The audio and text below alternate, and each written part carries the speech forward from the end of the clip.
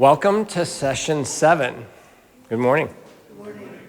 So last week, we talked about techniques for awareness, specifically perspectives. And we talked about a variety of ways in which you can see perspectives or hold perspectives that serve you in this journey of becoming in charge of your thoughts. This journey of stripping away this false sense of self you have, so that you can have more peace, joy, and happiness in your life. Well, the counterpart to that piece of perspectives is methods or techniques. And today we're going to do methods. So they're the left-right, the left hook to the right jab to this process of awakening. And why is this process so important? Well, this process is so important because of this one slide. And I was just talking about this with someone before the seminar started, which was interesting that the exact words emotional burnout were used. Because you're not tired because you're out of shape. You're not tired because you're not getting enough sleep. You're not tired because you're old. You're tired because you're living out of alignment in your life. This is exactly the same thing we're talking about with your thinking, but it shows up in your physical being. There's a quote by Alexander Den Heyer, which is, "You often feel tired not because you've done too much, but because you've done too little of what ignites a spark in you." Think about it. When you have something you love and you're doing it, when do you get tired of doing it? It'll be late in the night, right? Or it'll be after many days. And you'll find yourself just doing it and doing it and doing it, right? You seem to have this unlimited well of energy. Well, that's your soul speaking out. But the challenge, of course, is that we're wearing a mask in life. So if most of our lives we're living in a society that was formed by men around behaviors that someone just decided for the most part were acceptable, in ways that are oriented to protect ourselves, our ego selves, on stories that are our identity, then no wonder we're exhausted. We're wearing a mask. And we're out of alignment. Because we're doing what we're supposed to do, we're saying what we're supposed to say, we're living as we should. And this being out of balance with your true self has a cost. And basically what happens is over time, your spirit, your soul, your true self, it starts to push back. It starts to resist this process. Your being basically utters under its breath, "This isn't it. This doesn't work. This isn't where I want to be. This isn't what I want to be doing." And it catches up with you, and it drains your vitality. And the challenge, of course, is the very definition of depression is low energy.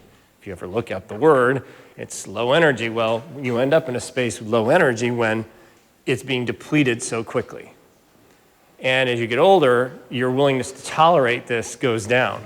So I find myself and many people who've spent more time living to be even more sensitive to this, or less willing to give up their own personal energy.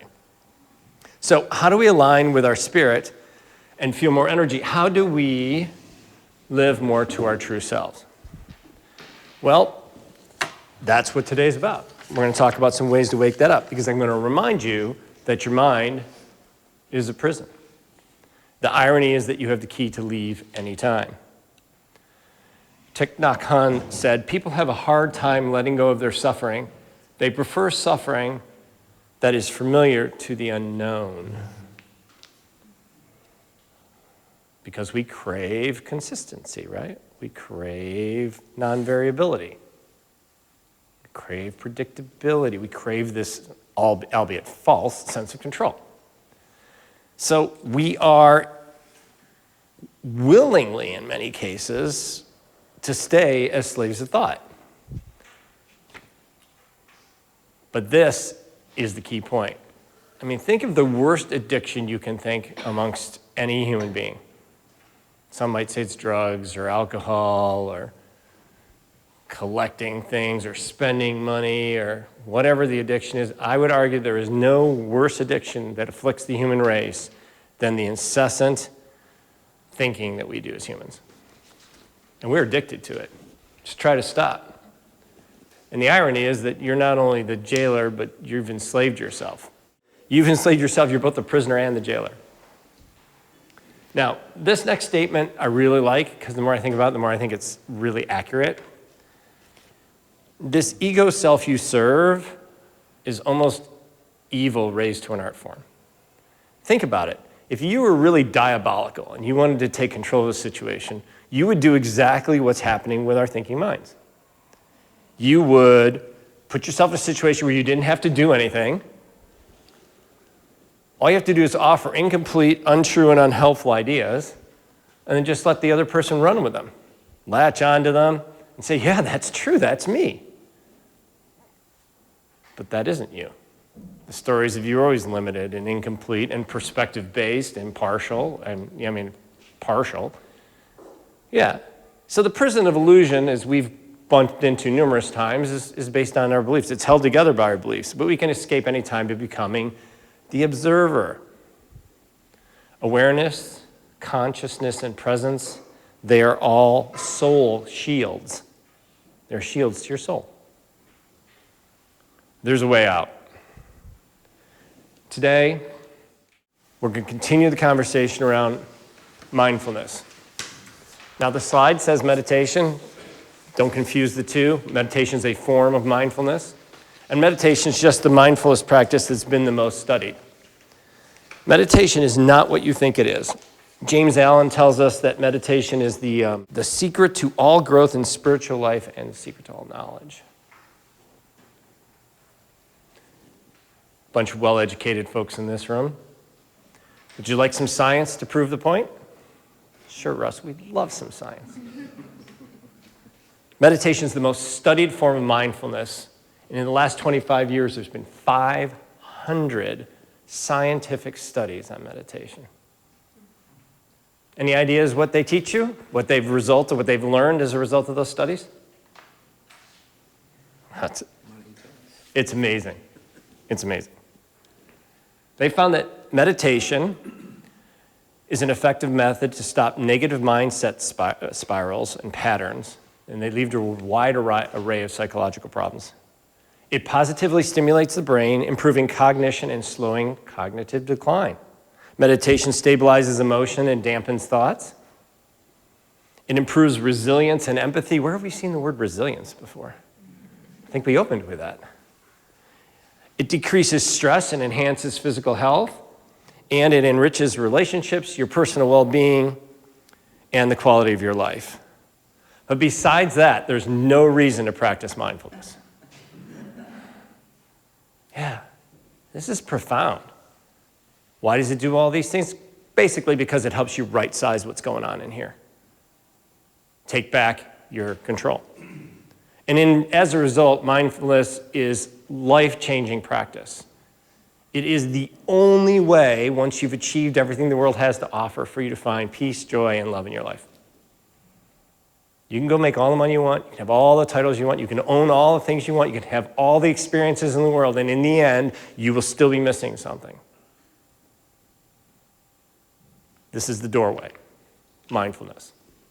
And towards that end, we're going to shake you up a little. We're going to shake you awake, a little shake and bake awake today. And I'm going to talk about 10 different thought arresters. These are techniques. Last week I talked about perspectives, where you could sit in a perspective and be more aware. Today I'm going to actually shake you up by giving you techniques to become more aware. These are techniques you can use for a week, a month, or longer, if they resonate with you. These are all ones I've used. These are the ones I find to be most profound over my studies, and so we'll just dig right in.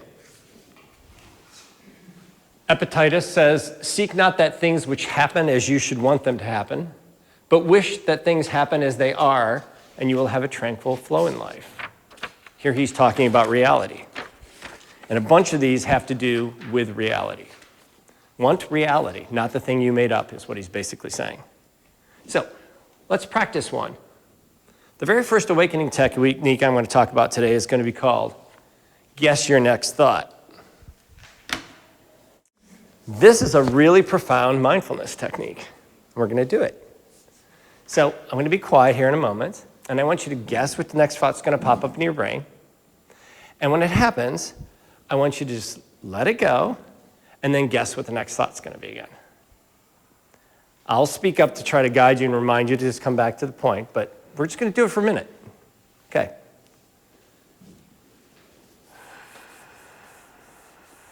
Guess your next thought.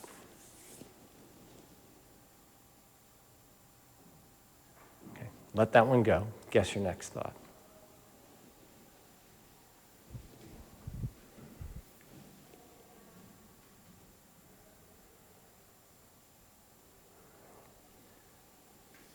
Let it go, then guess your next thought.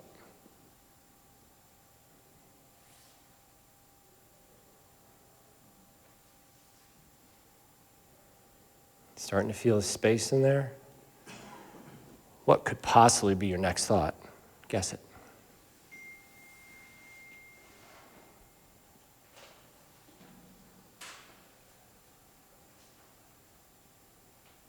One more time.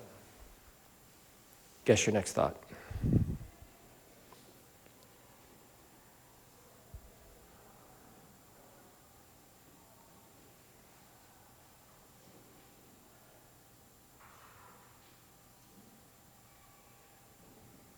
What did you notice? Yeah, right? And I think you were the one and I talking about that constant racing. How do you get ahead of it? This is a counterintuitive technique. You're actually focusing on the racing. And by focusing on the racing, you're calling it to task. And now the racing's like, whoa, whoa, whoa, whoa, whoa. I don't want you predicting me. I don't want you seeing me. You don't look at me. I feed you. You don't feed me. And it slows everything down. It's a technique for gaining space. It's a wonderful technique at the beginning of meditations. But use it. All these today, you use them anywhere. Remember, some of these require you to not be in a room meditating to use them. So you're going to like these today. Any questions on guess your next thought?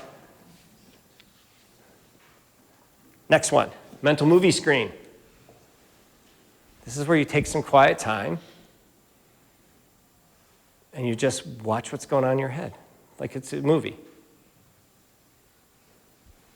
And just watch it. You could take 5 minutes. We won't do it here, but you can do it later. What do you think you're going to see on your mental movie screen? This digital recorder that's somehow capturing all your thoughts. What do you think you're going to see? Chaos. Thank you, Brian. His honesty was refreshing. Yeah, and you said the operative word. Pat said myself running around all over the place. You are going to be shocked at how much time you spend focusing on one little two-letter word. Me. It's a reflection of where you spend your time and what's important. It's not wrong. It's the human condition. But we can't navigate the human condition until we understand it, and we can't understand it until we see it. Great exercise. What percent of time is me? There's a quote by David Gibson, which I captured, and this technique comes from him, which I love. His quote from the book Living Life Backwards is, "People fill their thoughts and plans with themselves as they constantly work out how to navigate the world in a way that will give it meaning and happiness. And that is the very source of their pain." Tech questions on technique number 2. We're going to go to technique number 3. It's already been decided. The reason this is not in your notes is because this is one of my favorites and it came up in a coaching call and I felt it was important enough to put it in the presentation, so you'll just have to write it in your notes because I don't think it made it to the print. I had printed notes before I'd done this one. It's already been decided. How many of you go through life and second guess yourself? Wait, come on. There's some hands that are not up. I'll put 2 up for the people who didn't put a hand up. We all go through life second guessing ourselves. And it's already been decided as a technique where you actually talk to your brain. And when you catch yourself thinking about something you've already decided, well, you tell your brain, no. On Tuesday, we had this conversation. We laid out the pros and cons, and we made a decision. Now, on Wednesday, Thursday, Friday, and again today, we're not going to keep adjudicating that. This is that 95% of your thoughts today that are the same as yesterday. This one gets a huge chunk of them because it's around our fear and our worry that we made an inadequate decision. I give you all permission, you've always had it, I encourage you to take it, to tell yourself, no, I decided that. And the rule of it's already been decided is very simple. When something comes up you've already made a decision around, all you say to yourself is, appreciate your brain, but I already decided that. Unless the situation or the facts materially change, I'm not going to redecide it. I'm just going to let it be what it is and let it go and let it go. And it'll stop showing up in time. This is another technique for you guys. Become invisible, not partially. When you're walking through Walmart, become completely invisible. Imagine yourself completely invisible. You're going to notice this huge shift that happens when you walk through the store. It's actually a profound shift. You start seeing people, but now you imagine they're seeing through you, and you're not there. And now all of a sudden, all your focus on yourself just drops. It's the weirdest thing. And now you're just paying attention to everybody else in the store, and you're in the store in the moment, and you're no longer wrapped up in your thoughts because you don't exist. It's a great meditation technique. It's a technique you do with other people, not in a room by yourself. It's fascinating, it's powerful, and it has a sister technique called be a tree. And you just imagine yourself out, when you feel like you're home, and you're looking outside, and you just imagine yourself that tree. What's that tree's life like? And you just stand in as that tree for a while, and watch the whole world just slow down. What does that tree experience? What's its life like? These are both techniques, again, I'm shaking, baking you awake here. Shaking you awake. These are all techniques you can grasp on for a week or a month by themselves. So there's a lot here, fire hose, teaching 101. Can you still interact with people? Oh yeah, you would. Yeah, I mean, you're not gonna, I'm not saying like be weird about it. Right. I'm saying just play the game. Just play the game because like, what you're shopping there, maybe you don't have any time to practice mindfulness. You have no time to meditate. You can take 5 minutes a couple times during your half-hour shopping and play the, but obviously move your cart out of the way for people and, be polite. But you just don't become the center of attention anymore when you're doing that. Yeah, you actually have eliminated your actual existence. You pretend you're a ghost, basically. And people can't see you and they can't interact with you, and it shifts the whole dynamic because you'll be amazed when you're in a place how much you're still worried about you and what people are thinking about you and what your problems are. And if you don't exist anymore, well, right? Again, I told you this is my journey, but if some of my journey serves one of you, please take any pieces of this and use them. Otherwise, disregard. Fifth, opinion-free timer. See how long you can go without an opinion. We talked about this last week. Good luck. This is a great one because it only takes 30 seconds to do usually. Maybe a minute on the outside before you realize you have an opinion about something and you have to let it go. So this one's a really fast one. You get to do this one. Bang, bang, bang, bang. Especially good to do around political situations or watching the news. Just saying. Might burn yourself out on this one. Great technique. Have no opinion. It's not good nor bad. It's not right nor wrong. It's not what I want or what I don't want. It's not to be desired or rejected. It's just what it is. Stop associating and giving it labels. It's a great practice.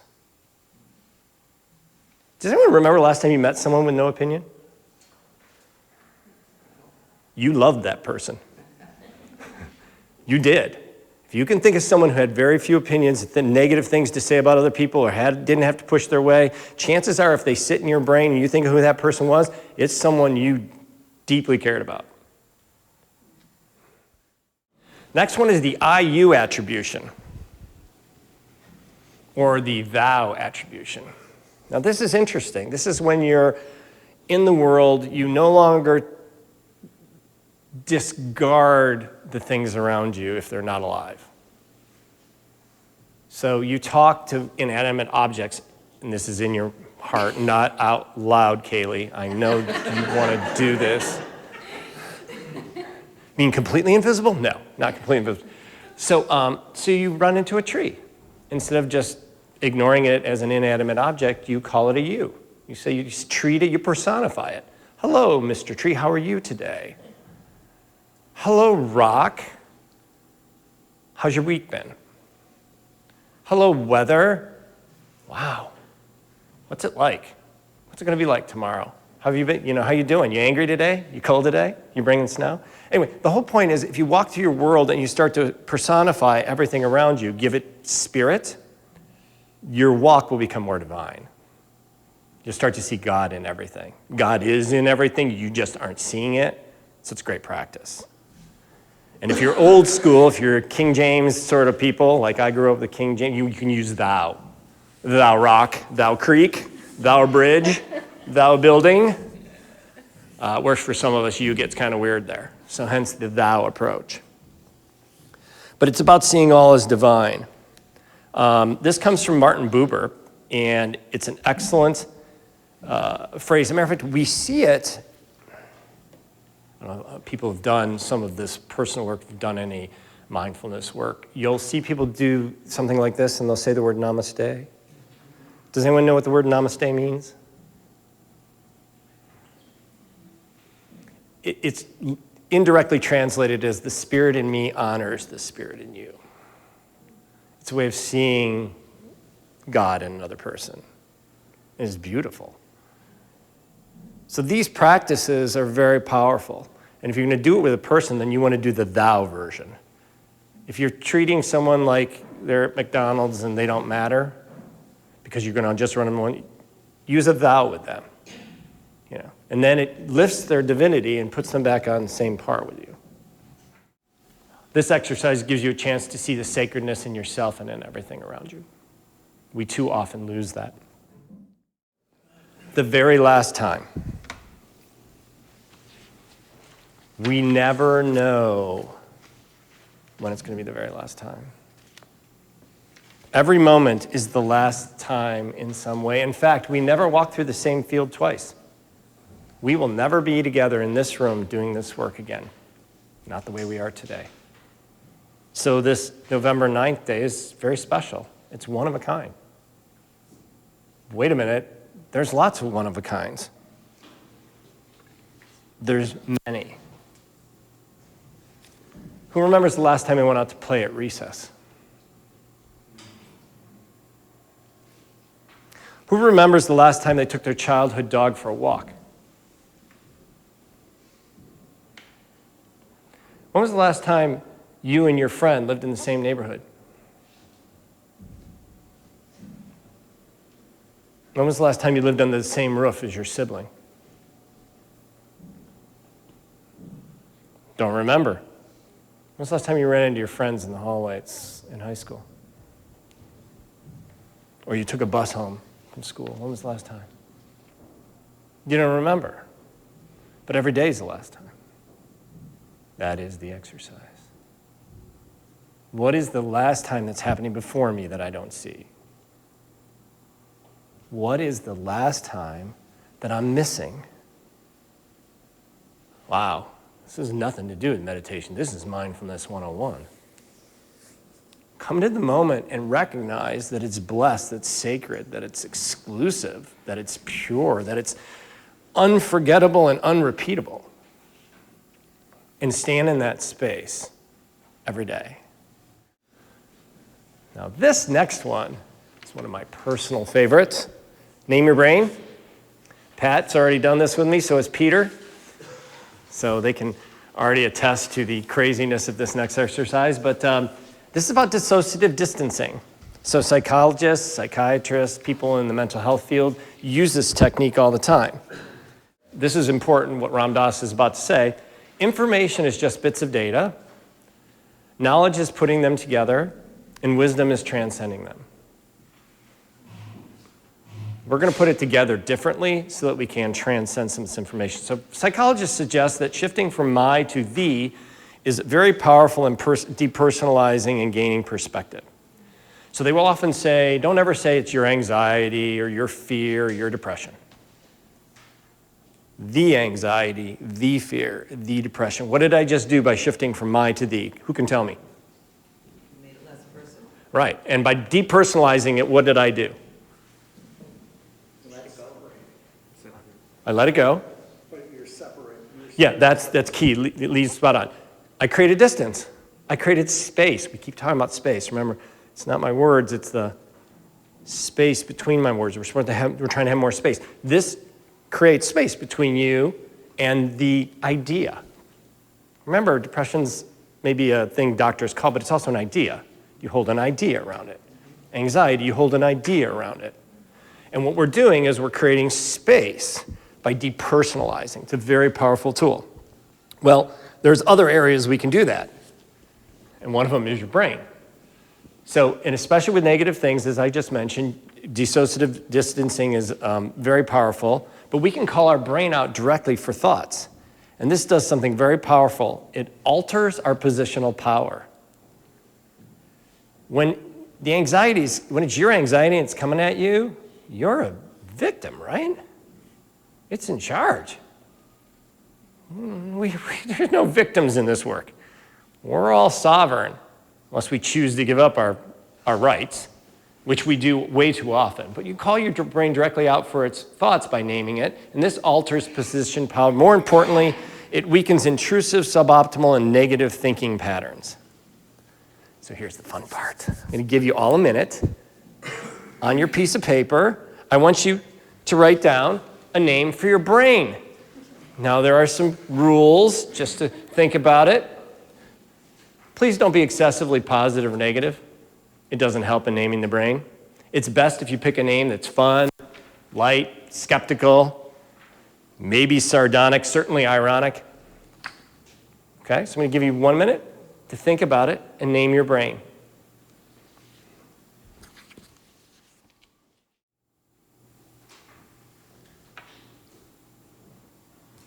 I see a bunch of folks who put their pens down, so we'll just keep moving on. If you haven't named your brain, you get some ideas. Anybody want to share their brain's name? Multiple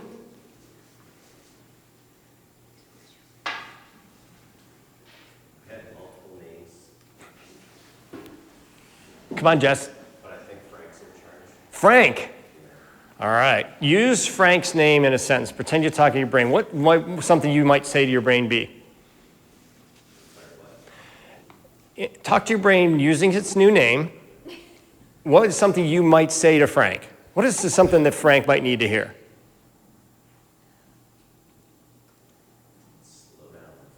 Slow down, Frank. That's perfect. That's exactly what I was going for. Dissociative distancing, reestablishing of his seniority in the power matrix,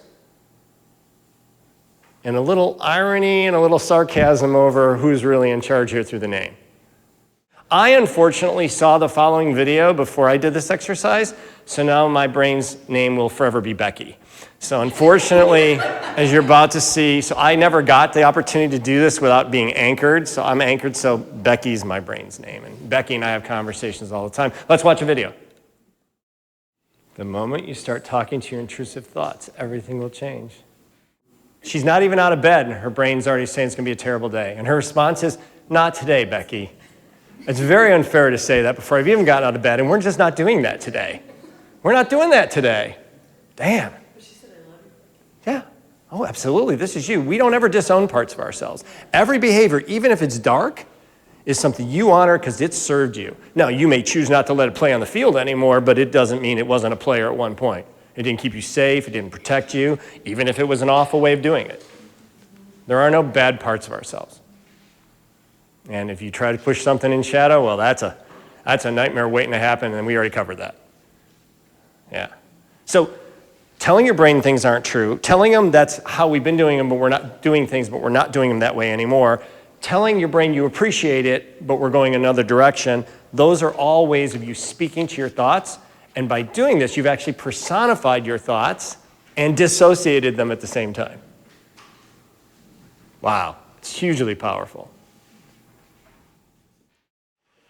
Contemplate death, because we're all happy here. We'll go to the 9th technique. Look, you're going to die, and it's something we need to think about. It's not that we have a short time to live, it's that we're so wasteful of it, says Seneca. You are going to die. I know we live like we're not going to. We're going to talk about that in a second. But you're going to die.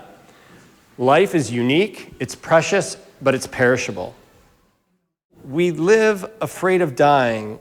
But I ask you, is how we spend our days any different from being dead? And I don't mean it meanly, I mean it seriously. Are you fully living your days, or are you going through the motions? I know you're alive, but are you living? They are not the same thing. They're different constructs. And this mindfulness technique is really good because it will just remind us in any given moment that this is temporary, so choose your joy. Choose something that resonates with spirit. Stop doing things that don't matter.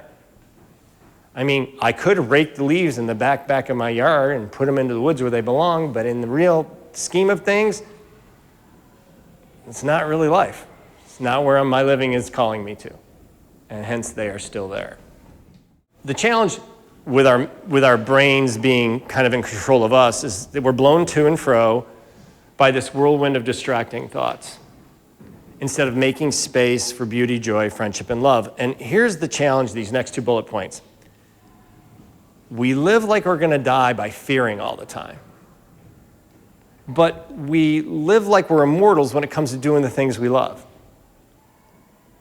We don't get to them. We don't get to the things we love because we fall into the someday trap.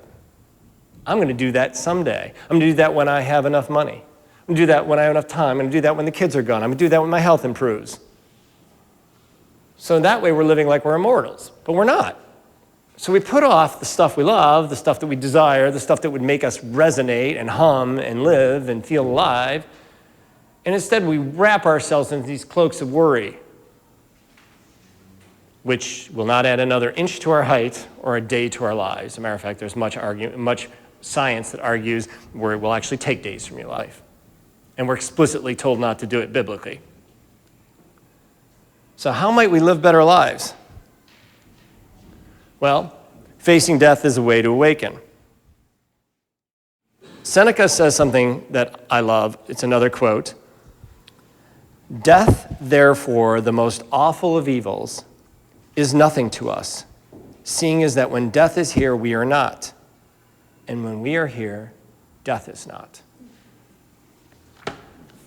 I just told you the 2 things. We worry so much about things that are unimportant and they consume our lives, and we don't get to the things that resonate, and we live as if we're going to be immortal, and then we don't ever work them in, the someday trap. And Seneca comes right at it. He says, stop worrying about death. Once it happens, you won't need to worry. You won't be worrying about it anymore. And while it's not here, why are you worrying about it? He's giving you carte blanche to never worry about death again, because it's not happened, and when it does, you won't know, or you won't care. Great reminder.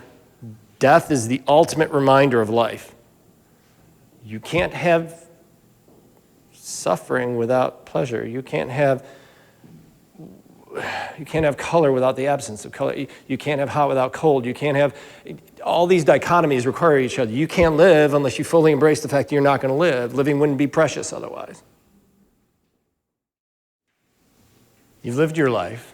Now start over and take this moment and live it properly from this point forward. That's the call to arms.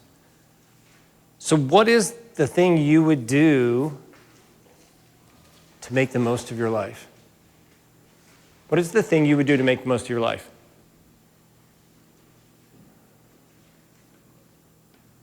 Whatever popped in your head, I want you to write it down.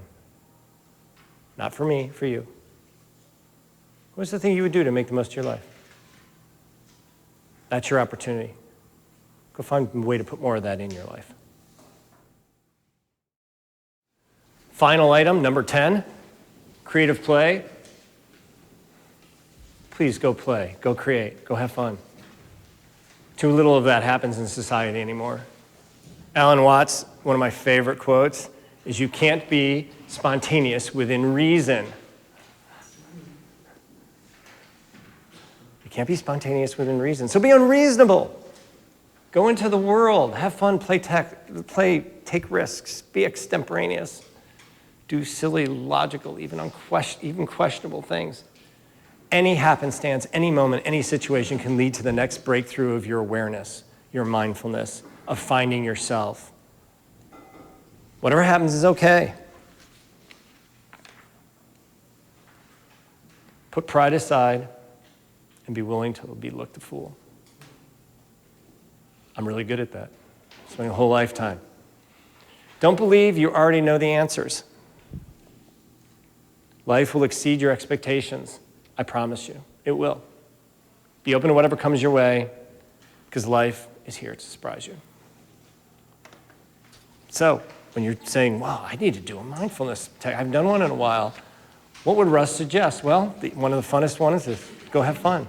Find a grandkid, go play. Make art. Go play. Have fun.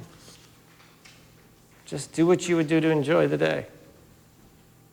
That can be presence in and of itself. And if you can do it outside of worry, then you've accomplished something profoundly wonderful. So the 10 we covered today are guess your next thought, mental movie screen, it's already been decided, become invisible, the opinion-free timer, that is the peak of the mountain right there. IU attributions, divinity and all, the very last time, full of sadness because we've missed so many of them. Name your brain, dissociative distancing and hence control. Contemplate death and play creatively. Because I want you to fall in love with waking up. I really do. It's a beautiful process. It can be nothing more valuable for your life than this. And having achieved the other things that people think are important, I can say this firsthand, I don't make this up. This is my experience. Hopefully it resonates with you. This awakening process is wonderful. Now, the opportunity, of course, is that it's unique. It's unique to each of us. Carl Jung tells us our vision will only become clear when we look into our own heart. Because we look outside, we miss it, and we dream. But when we look inside, we awake. And that's all this seminar has been about. It's been exclusively about looking inside. You must find your own path. I don't have your answers. There's no one right way to rise above the mind. It just doesn't happen. You have to find your way. And so to do this, we've explored and continue to explore this very wide range of mindfulness techniques, perspectives, approaches, and the whole goal is to get you to become the observer and not the victim, to see what's going on in your mind. Now, I will close by saying every technique I've told you is a tool. Leverage it for a season, but not a lifetime. Let it go. Find something else. We don't want to create a creed out of this process. We want to be extremely careful about ego gratification, for that is the mind coming in through the back door. I meditate an hour a day. You've just gone back to ego. Or spiritual self-righteousness. Oh, I've been doing this for years. I'm enlightened. The minute you say it, you're not. Matter of fact, there's an old joke that the problem with being enlightened is no one claims that they are. For those that are, would never claim they were. So it's interesting, right? My caution for you is that the map is not the destination. Just like religion's not spirituality, all these techniques are just pointing the way for you. Grab the few that you like and run with them. I'm going to tell you a story about a map, because it drives home the point. So a traveler once came to a village and spoke of a hidden place deep in the jungle, a place of peace and truth. And the villagers, well, they were eager to find it. So he drew them a map. And they honored the gift, and they framed the map, and they placed it in their temple, for which they built for it. And they lit candles around it, and they memorized the details, and they sang songs about it, and they passed it down through the generations. Years later, the traveler returned and asked, "Did you follow the path? Did you find the place?" And they smiled, "No, but we cherish your map. It has become sacred to us." And the traveler sighed, "But the map was never the treasure. It only pointed the way." And greatly saddened, he left quietly, because they had traded the mystery of the journey for the comfort of the symbol. The path is not the prize. Religion is not spirituality, as we will get into next week. They are very different things. Any technique creates the possibility you'll get caught up in the technique itself. Therefore, your personal journey requires numerous approaches, considering different ways and constantly evolving and starting anew. Anyone ever hear the phrase, if you run into the Buddha on the path, kill him? Anyone hear that phrase? If you run into the Buddha on the path, kill him? That's a little harsh, right? But the point is that if you run into your process as part of your evolution for waking up, that you need to get rid of the process itself. So if you're a Buddha, you're a Buddhist and you're practicing Buddhism, and one day on your journey you run into Buddha, you need to push him off the path. Because it was never about Buddha. It was always about the mindfulness practice, about waking up, about being one with Source and not with ego self and not with the noise of the world and not confounded. That's been the journey. So the minute your process gets in your way, push it out of your way would be the short answer. For the path isn't the prize. All the masters throughout the ages are consistent about this. Awareness is worth the journey. There's nothing more valuable. But my words, after 7 sessions, still have done probably a pretty poor job of explaining to you what it's like to be aware. Because I'd be explaining what chocolate tastes like or what a rose smells like. You have to go there yourself. And I can't tell you how to get there because you have to find the journey yourself. And my words will always leave me short. I can give you the map, just like the guy did in the story. But that jungle in your mind, well, you got to get through that yourself. But it is so much very worth it, because this is where your peace and your joy and your love really reside. This is where that peace beyond all understanding we hear about resides. This is where we're headed. So next week, we're going to dig into spirituality. Thanks, everyone. Appreciate you. Thanks. Appreciate it.